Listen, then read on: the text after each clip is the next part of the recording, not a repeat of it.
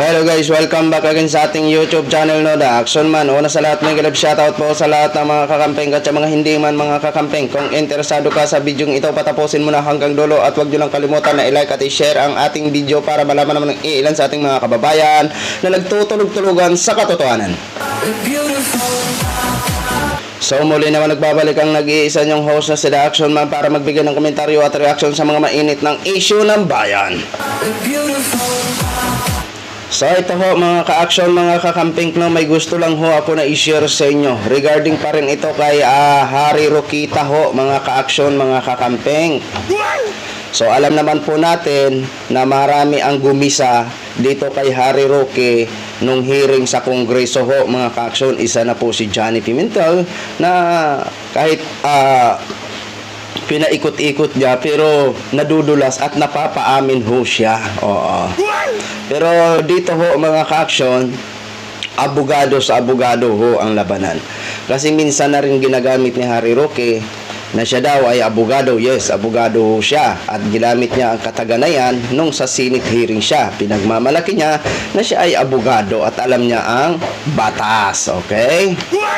Dito po mga ka-action, tila yata pinag-aralan ni Congressman Jinky Luistro ang mga sinasabi o mga sasabihin ni Harry Roque or mga palusot ni Harry Roque. Okay. So, ito ho mga ka-action. Mukhang tiklop yata siya dito kay mukhang tiklop yata siya dito sa isang congressman na si Kong Jinky Luistro ho, mga ka-action. Dito po huling-huli ho siya. 'Di ba? Kung doon po kay Johnny Pimentel sa mga katanungan ni Johnny is napapami siya, dito ho, grabe ang tindi mag-analyze ng abogado na ito. Ito yung katapat ni Harry Roque. 'Di ba? Ang tindi ho ng kanyang mga katanungan at kanyang mga analysis ho, mga ka-action. Ito po, panoorin po muna natin mga ka-action, mga kakamping. Attorney Roque, this is one of the occasions when my knowledge in law became gray. So I wish to ask once more for the record. With all due respect, kayo po ba ay abogado ng Lucky South 99? Hindi po, wala po akong attorney-client relationship sa kahit sino na shareholder or officer ng Lucky Star. From that Lucky South. answer of Attorney Roque, Mr. Chair, I wish to share to the committee the case of Eusebio Sison versus Attorney Lourdes Dumlao. This is AC number 11959, April 28, 2021. If I may quote, a lawyer-client relationship is established when lawyers consistently manifest to a person consulting them that they would provide legal representation or assistance, regardless of the close ties between the parties or the lack of written contract or the non-payment of legal fees. It is very clear, Mr. Chair, that from the definition of a lawyer-client relationship, kahit walang kontrata, kahit walang payment of legal fees, the moment the client starts seeking advice and the lawyer starts giving advice, a client-attorney relationship is created. Can we be enlightened on this, Mr. Chair, from Attorney Roque? Attorney Roque, you are now recognized. Mr. Chair, tama po yun. Ang problema, wala pong kahit anong konsulta na nangyari sa panig ko at sa kahit kanino sa panig po ng Lucky South. Kaya miski wala pong bayad, wala pong kontrata, wala rin po kaming komunikasyon. Dahil ang komunikasyon ko po, lahat po yan ay kikasiong lamang. I understand, Mr. Chair, that a statement of Attorney Roque, he was never consulted by Lucky South 99, but he has been repeating a while ago that Cassandra Leong is the representative of Lucky South 99. Is it not that the consultations made by Representative Ong with Attorney Roque, the consultations as well that was made by Lucky South 99 with Attorney Roque, Mr. Chair? Mr. Chair, Gaya na aking sinabi po kanina, ang aking attorney-client relationship ay kay Cassandra Ong at kay Whirlwind. Dahil sila po ay umakto bilang ahente ng Lucky South. Pero hindi ko po naging kliyente ang Lucky South. Para po siguro malinaw, it is an instance where both Whirlwind and Lucky South will benefit kung magtutuloy ang negosyo ng Lucky South. Kasi kung wala naman po Lucky South, useless yung pinatayong premises ng Whirlwind. At kung wala naman ang Whirlwind, wala ring uupahan ang Lucky South. Pero pagdating po sa attorney-client relationship, dapat meron man lang komunikasyon sa panig ng abogado at ng kliyente, whether or not there is a written agreement, whether or not there is bayad. Pero wala po talagang ganon dahil limited lang ako kay Cassie Ong. Mr. Chair, I just wish to remind our resource speaker that I think there were 3 members of the committee who have been delving on this question, and repeatedly, Attorney Roque stated that he is lawyering for Cassandra Ong. Cassandra Ong is the representative of Lucky South 99. And it is really hard to conceive how he can separate himself from Lucky South 99 if his client is representing no less than Lucky South 99. Lucky South is not a natural person. It is a juridical person. The only way to talk with a lawyer is through a representative, and that is Cassandra Ong. If I may add, Mr. Chair, under Section 3 of Canon 3, lawyer-client relationship. A lawyer-client relationship, yes, Attorney Roque is correct, the highest fiduciary character. As a trust relation, it is essential that the engagement is founded on the confidence reposed by the client on the lawyer. Therefore, a lawyer-client relationship shall arise when the client consciously, voluntarily, and in good faith vests a lawyer with the client's confidence for the purpose of rendering legal services such as providing legal advice, representation, and the lawyer, whether expressly or impliedly, agrees to render such services. There are 2 elements, Mr. Chair. The first element is that the client solicits advice and service of the lawyer. And the second element, the lawyer renders service and advice to the client. I think in the given situation, both were fulfilled. There is Cassandra Ong, or there was Cassandra Ong, representing the juridical person, Lucky South 99, who solicited the advice, the service of Attorney Harry Roque. And Attorney Harry Roque physically accompanied Cassandra Ong to PAGCOR, a manifestation of his act of rendering service and advice to his client.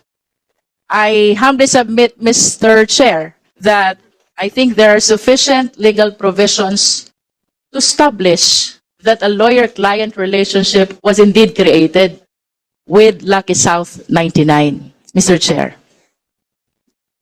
You want to reply on that, former Secretary Roque? Mr. Chair, I can only say that as a lawyer, I have a different opinion.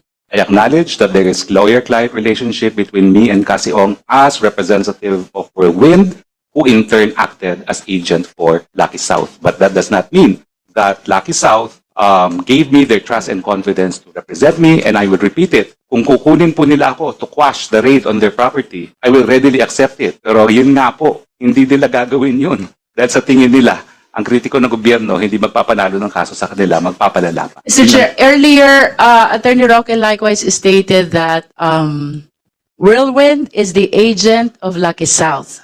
Does our resource speaker confirm this, Mr. Chair? Yes po. And can agency be implied? Well, it can be implied, but an agency, once delegated, cannot be further delegated. Yun po ang rule. Can it be done verbally? Well, agency is written or verbal. Pero ang sinasabi ko nga po, yung delegated authority to Cassie Ong cannot be delegated any further. Ang pwede lang po mag-delegate talaga ay yung principal. And what therefore is your concrete basis why you reach the conclusion that Whirlwind is an agent of Lucky South 99? Well, una-una, Mr. Chair, because that is how Whirlwind explained it to me. And under the circumstance na sila nagpapaupa ng property nila at may interest sila na magpatuloy ang negosyo ng Lucky South, nakita ko naman po kung ano ang interest din ng Whirlwind. Ang interest ng Whirlwind ay magpatuloy po ang negosyo nung nag-uupa sa kanila, Mr. Chair. Mr. Chair, I want to go to the basic. Agency is a contract where there are two parties involved, the agent and the principal. It is hard to conceive, Mr. Chair, that Attorney Roque will be relying on the representation only of Whirlwind without an active participation of the other party, who is supposed to be the principal, the Lucky South 99. And even assuming that indeed Whirlwind is an agent of Lucky South, I hope we are reminded as well by the principle that the act of the agent is the act of the principal, and the liability of the agent is the liability of the principal. Similar to attorney-client relationship, there is a fiduciary relationship that is existing between the principal and the client. So, I wish to conclude, Mr. Chair, that Attorney Roque's representation did not cover only the Whirlwind, but extends even to Lucky South, Mr. Chair. Okay. Thank you so much. Tama-tama yung time mo. Dahil So yun na ho mga ka-action, mga kakamping klo, napakinggan na po natin. O ano Roque? Roque, ito yung sinasabi namin, hihintayin namin ito sa korte. Diba? Alam ho namin na ang congressman is nagtatanong lang ho yan. Ha? Sa korte ho kami mag-aabang. Pero dyan pa lang sa mga sagot mo o salaysay mo is mukha yatang sumasablay. Diba? Sumasablay, Roque. O ngayon, anong masasabi mo sa mga analysis ng isang kapwa mo abogado? Di ba? Ang buong akala mo siguro ikaw nang magaling. Di ba? Kaya good job po yan, Congressman Jinky Luistro ho. Ayan. Good job po yan. Maganda po ang iyong mga katanungan at mga analysis, di ba? Napaka-imposible naman. Si Cassandra Ong is konektado sa South Lucky na sa South ng Pogo sa sa South Lucky 99. Napaka-imposible naman na wala itong participation ito si Harry Roque. 'Di ba? Ngayon nahuhuli ka na. Sa hearing ng Senado at sa mga katanungan ni Johnny Pimentel, inamin mo na nag-aabogado ka lang. Tapos ngayon itinanggi mo na naman. 'Di ba? Ayan, nakikita ang katuloy na relying person. 'Di ba? Kaya Roque, good luck na lang. Ito lang ho ang sinasabi namin. Aabangan po namin ang pinaka-exciting part sa korte. Yan, kasi korte ho ang makapagpasya, bawat sasabihin mo dyan sa kongreso is nire-record po yan at ina-analysis ng korte. Kung ikaw ba ay nagsisinungaling at ikaw ba ay may participation at kung ikaw ba ay mapailan ng kaso, anumang mga kaso, di ba? Kasi wala na po, Roque. Huling-huli ka na ho. Di ba? Kahit ano pa mga paliwanag mo dyan, di ba? May tuturing ho talaga namin na involved ka. Di ba? Or may connection ka. Pero hanggat hindi pa nagsasabi ang korte, is mananatili ka pero rin na inosente. Di ba? Pero aabangan ho namin. Okay? So yun lang ho mga ka-action, mga kakamping no, share ko lang ho sa inyo. Maraming salamat po sa ating mga viewers Luzon, Visayas at Mindanao all over the world. Ako po ang inyong lingkod, si Action Man. Have a good day, everyone. Beautiful.